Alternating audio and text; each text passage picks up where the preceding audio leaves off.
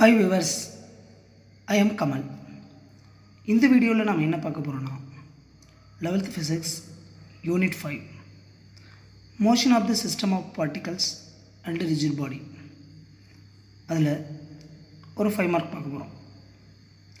Bending of Cyclist in Curve. First நமக்கு என்ன கொடுத்துருக்காங்கன்னா ஒரு டயக்ராம் கொடுத்துருக்காங்க.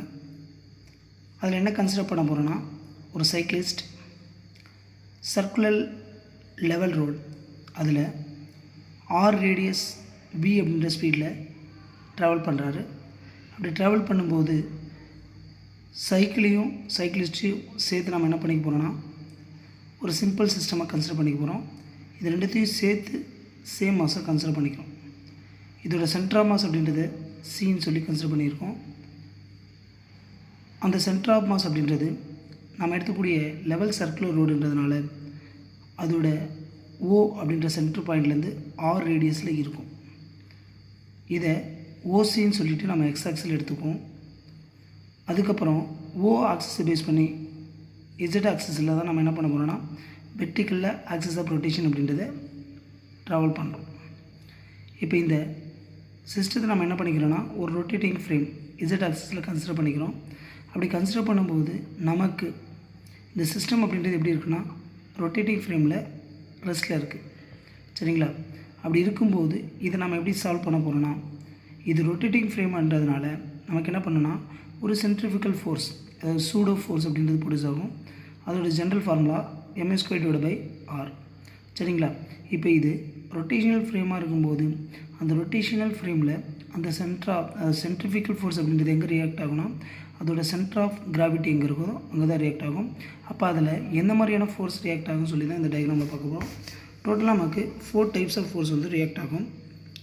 First one gravitational force.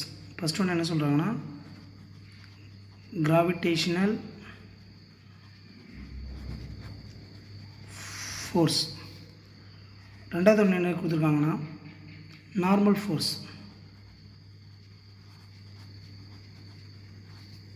மூணாவது என்ன கொடுத்துருக்காங்கன்னா ஃப்ரிக்ஷனல் ஃபோர்ஸ்.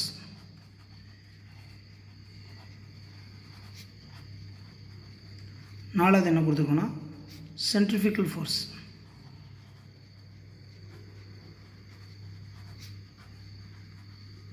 இந்த 4 ஃபோர்ஸு தான் நமக்கு டயக்ராமில் ரியாக்ட் ஆகுது.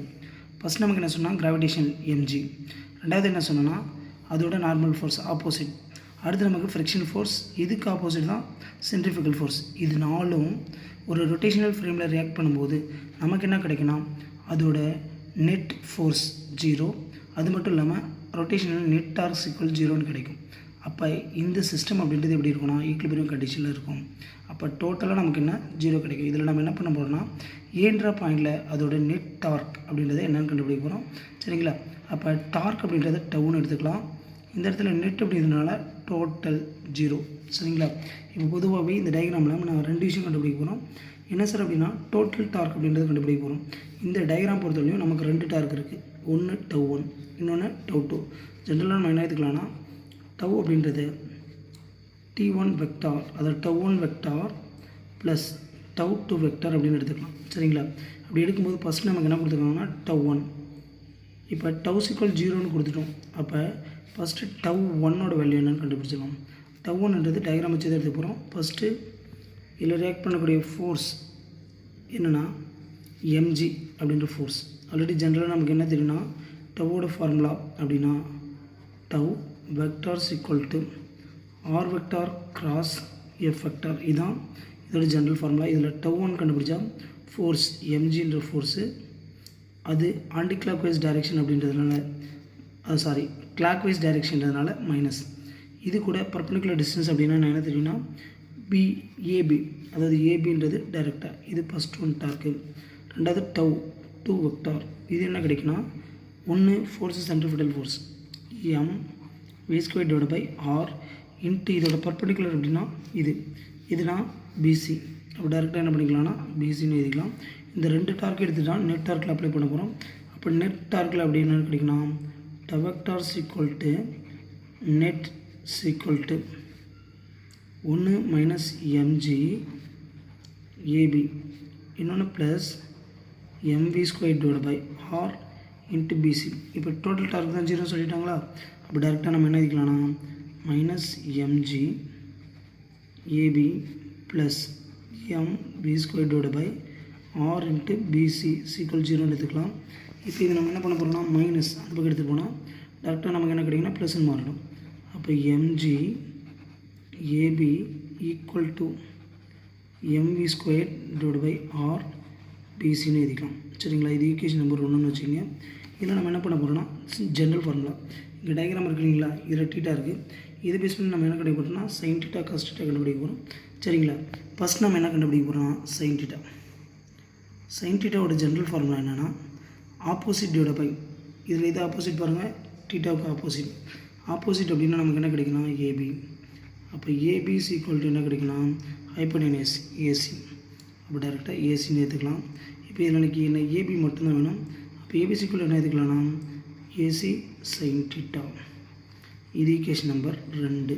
சரிங்களா, அடுத்து நம்ம என்ன பண்ண போகிறோன்னா இப்போ நம்ம என்ன பார்க்க போகிறோன்னா cos theta. Cos theta equal formula என்னென்னா அட்ஜசன்ட் சைட். அதே பாருங்கள் டயக்ராமில் அட்ஜசன்ட் சைட் அப்படின்னா என்ன இருக்குன்னா பிசி டிவைட் பை ஏசி. சரிங்களா, இதில் எனக்கு என்ன வேணும்னா பிசி மட்டும்தான் வேணும். அப்போ ஏசி காஸ் டீட்டான்னு எடுத்துக்கலாம். இது ஈக்குவேஷன் நம்பர் என்ன எடுத்துக்கலாம்னா 3. அப்போ ஈக்குவேஷன் 2யும் 3யும் ஈக்குவேஷன் நம்பர் 1 சப்ஸ்டியூட் பண்ணுங்கள். Equation 2 and 3 substitute in equation number 1. அது சப்ஸ்டியூட் பண்ணால் என்ன கிடைக்குன்னா எம்ஜி ஏபியோட வேல்யூ என்ன கண்டுபிடிச்சிக்கணும்னா AC sine theta equal to M V square divide by R பிசியோட வேல்யூ என்ன கண்டுபிடிச்சிருக்கோன்னா ஏசி காஸ் டீட்டா. சரிங்களா, இப்போ இது ரெண்டுத்தையும் என்ன கேன்சல் பண்ணோன்னா ஏசி கேன்சல் பண்ணிடலாம், எம் கேன்சல் பண்ணிடலாம். சரிங்களா, மீது என்ன கிடைக்குன்னா G sine theta equal to V square divide by R cos டீட்டான்னு கிடைக்கும். சரிங்களா, நமக்கு என்ன வேணும்னா இந்த ஜி அந்த பக்கம் எடுத்துகிட்டு போயிடுங்க. மீது என்ன கிடைக்குன்னா சைன் டீட்டா டிவைட் பை காஸ்ன்னு கிடைக்கும். சரிங்களா, அப்போ நமக்கு இந்த ஜி அந்த v square divide by r g அப்படின்னு கிடைக்கும். இதை நம்ம டேரெக்டாக என்ன எழுதிக்கலாம்னா டேன் டீட்டா என்ன எழுதிக்கலாம் டேன் டீட்டா. அப்போ டேன் டீட்டா ஈக்குவல் டு நமக்கு என்ன கிடைக்குன்னா V square divide by RG. இதில் நமக்கு என்ன வேணும்னா டீட்டா மட்டும்தான் வேணும். அப்போ டீட்டா ஈக்குவல் என்ன எழுதிக்கலாம்னா tan inverse V square divide by RG. இந்த ரிசல்ட் வந்து நமக்கு என்ன தெரியும்னா லெவல்டு சர்க்கிள் ரோட்டில் ஆர் அப்படின்ற ரேடியஸில் வின்ற ஸ்பீடில் போகும்போது இந்த ஆங்கிளில் போனால் நம்ம என்ன பண்ண முடியும்னா ரெஸ்ட் அப்படின்ற கண்டிஷனில் கீழே ஸ்கிட் ஆகாமல் போக முடியும். Okay, thank you viewers.